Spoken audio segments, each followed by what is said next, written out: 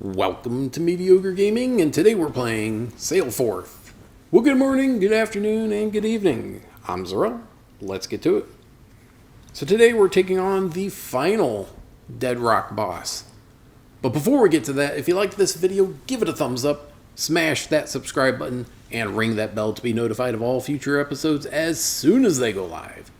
So let's get into it. So when you get to this point where you have the mer people talking to you, this is the final area of the world that you're going to be concerned with. And at the very last island, you'll see the Deadrock icon, which normally indicates a boss battle. All the Deadrock boss battles have either been giant creatures or, like machines, boats that have been incorporated or weaponized with the Deadrock. And all the creatures have been twisted where they were gentle before and then they became more aggressive towards everyone. So this time around there's kind of a floating castle or battlement in the middle of the ocean that we're needing to go through and try and talk things out. So they want you as a third party to try to broker peace between the two peoples, which, I mean, it's okay, but you really need to, as someone who's trying to make a compromise or a peace between two people, you really need to have both parties involved. But anyway, aside from that, I think you're going to see about how well that's going to go. And it's going to go about as well as expected.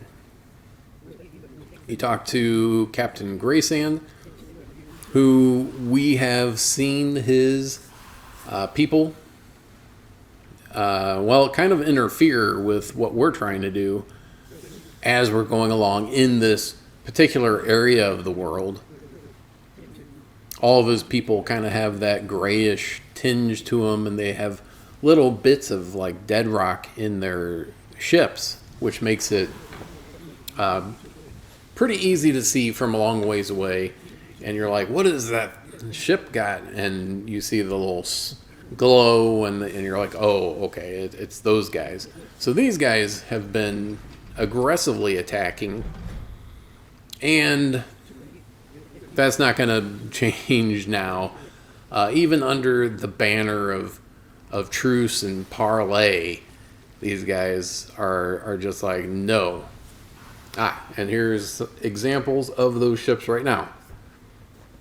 They look a lot like the Skull Clan, but they have those little bits of Deadrock here and there, so you can kind of see that they're different from the normal Skull Clan ships. Now, as we go along, we have this small arena, relatively small arena. The other boss battles that we've had this, basically the whole island space or region that you can battle these guys out. And then, I mean, you always had to go to the boss. The boss didn't come to you, so, I mean, there's that. So even if it was an open area, you still had kind of a region or arena that you had to act within. And now, looks like we're going to get into the main event here. Graysand dropped the Deadrock into the volcano, and it's going to do something. He summoned more ships.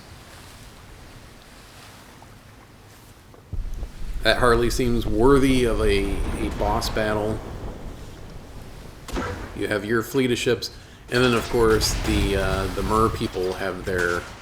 Oop, we also have chunks of rock coming down from the volcano. You can see it in the water where it's going to hit. So just kind of make your way around those. Hopefully, when you're doing this particular battle, that you're not going to be sailing into the wind, since that slows everything down and in particular your ship, so you're not able to get out of range very quickly. All of a sudden you're like, oh man, I'm gonna get hit, and there's nothing you can do about it.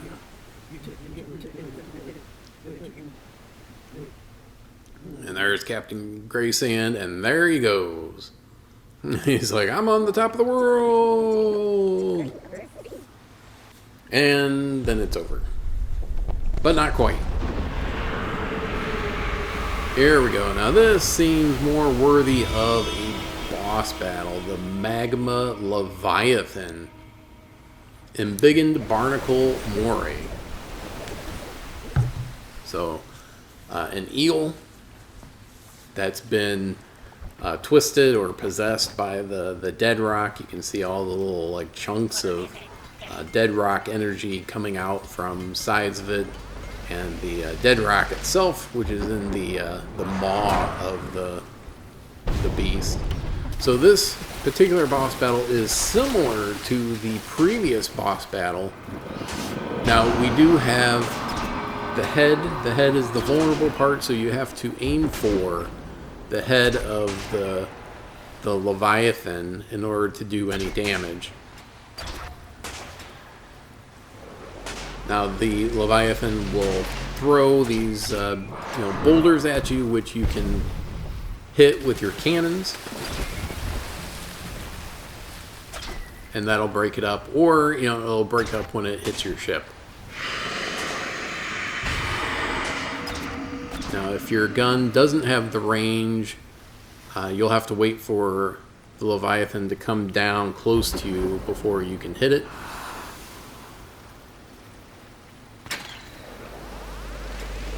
But otherwise, that's it.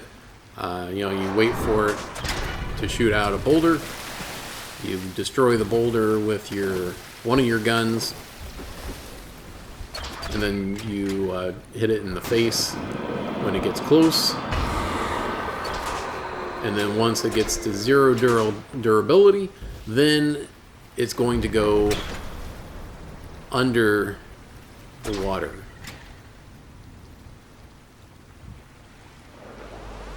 So let's see, we had a boss battle with a frozen giant where it would throw boulders at us, but it also would have these pillars that you had to knock over into it because it had just too much durability that you couldn't do anything. And then here we go, the Leviathan's down to 1 durability. So if you can get at maximum range of one of your guns and then shoot it way up, there we go.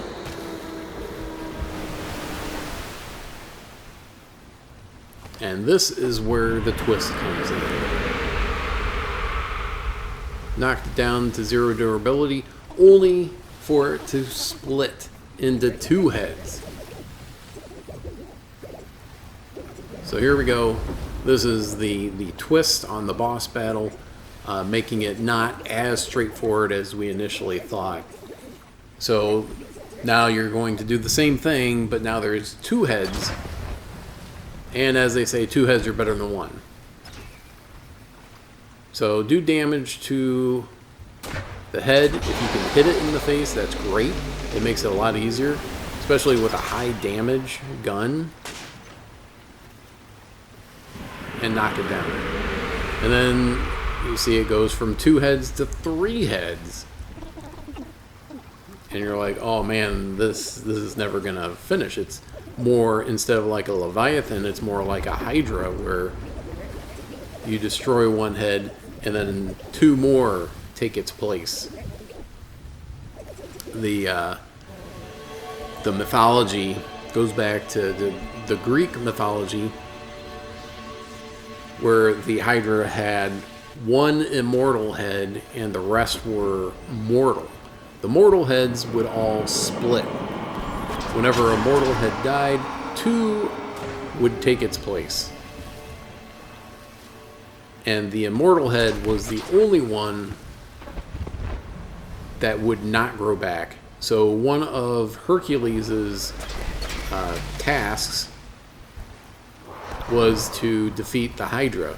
So the way that he did it was that he had a fire and he stuck all the heads in the fire, and the one that did not die was the immortal head. All the others would die and shrivel up and then be replaced by two more, only to be burned up, and you know, you have this multiplication, this exponential growth of mortal heads. So, but once he found out which one was the immortal head, he lopped that one off, and then it was over. So unlike that particular one, we have to do something, and since the Deadrock